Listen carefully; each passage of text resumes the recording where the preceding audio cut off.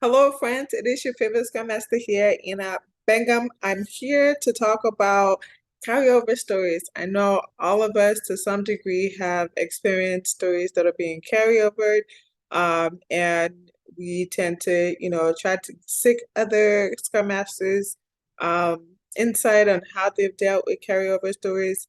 But for me, honestly, the best way to deal with carryover stories is to ask the team, right?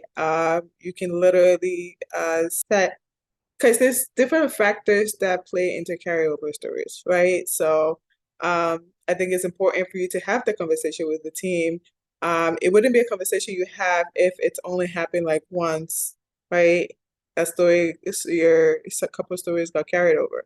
This has to have been a pattern that you've noticed, and you're bringing it back to the team. Or you can literally, a lot of people don't know this, but you can utilize your retrospective to focus and solve for carryover stories.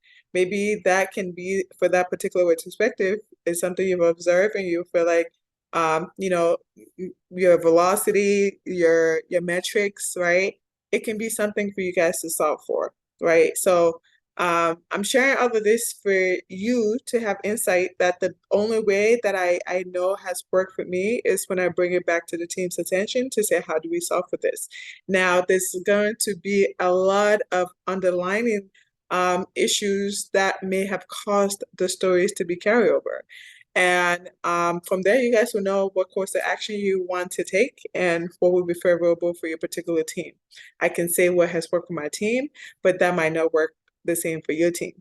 So it's important for you to ask the people that are working on the team their insight as to what is going on and how can we address this issue that or this problem that we all are tired of, right? But if you just consistently going through with the flow and the motion and say, oh, this is how we've always done it, then there's a problem, right? So just make sure that Scrum Masters, we are doing our due diligence to really help our team, get up to speed, right? And this is part of allowing the team to take ownership of that process by understanding our role is to help our team be self-organized to the point where they should be asking these type of questions for themselves, right?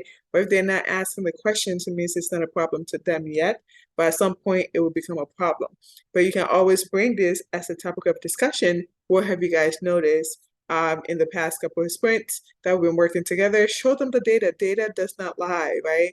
It will trigger some type of conversation, which will be then able to solve a bigger problem that you guys have been avoiding to some degree. If a problem appeared once at retrospective and it didn't get solved for, I promise you it will come up again. And if it's very important, it will come up again and again until you guys address it.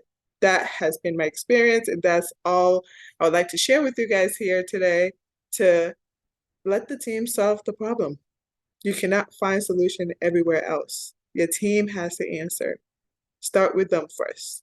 All right. I hope this was helpful information to you and for you and your team. It may have worked for me. It may not work for you, but the answers still is within the team. Have a good one. Bye.